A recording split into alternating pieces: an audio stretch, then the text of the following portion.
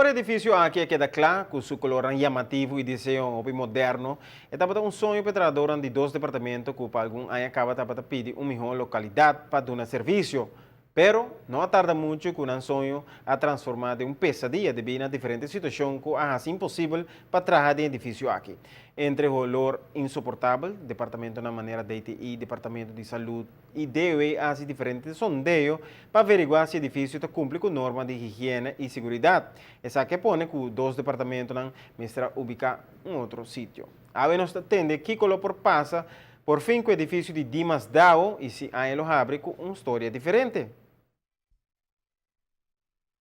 No momento que está aqui suceder e o edifício agora passar over para o governo e dinse a toma uso do edifício, começa a notar que tem problema com o lo, que de começo estava querendo que está simplesmente o lo de riol, tem problema com ele, é parte do WC. A toma decisão em tempo é de ser edifício, kita tur lo que estava você pode não renovar isso aqui na direita não sil não back de novo e curva de resolver o problema. Lamentavelmente ora botar den tipo de reconstrução aqui no primeira turcos que começa o estava encarregado sei a toma de decisão que não sabe assim tur renovação de o cena de novo clean up o riol, dus não está claro. Abre lugar trobe e depois há outro tipo de rolo, o tava de paloma, de bestia morto, etc. Com a trobe, mestera ser lugar e comissão mestera o boletim na mesa trobe para fazer hora aí onderzoek mais deep. Den último semana, luna tuma diferente estúdio na arriba edifício aqui, mais de 70 testes de diferente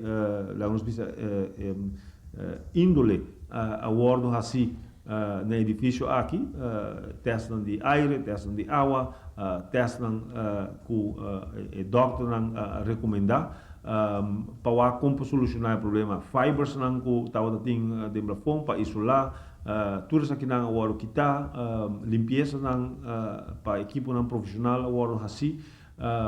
E me tenho visto nós estamos em diferentes reuniões na última semana para com o nós está com isso aqui. Testam de novo e tudo testam a sali bom, onde não tem problema para a saúde de gente do edifício, logo agora que está e o edifício está em estado trovo que por guarda usar. Ayer do sindicato gira de edifício e está antecipado que dia 5 de janeiro próximo, Dimas e Dao, lo abre de edifício back na parte da estrada. Assim, o ministro espera que o turcos lo normalizar.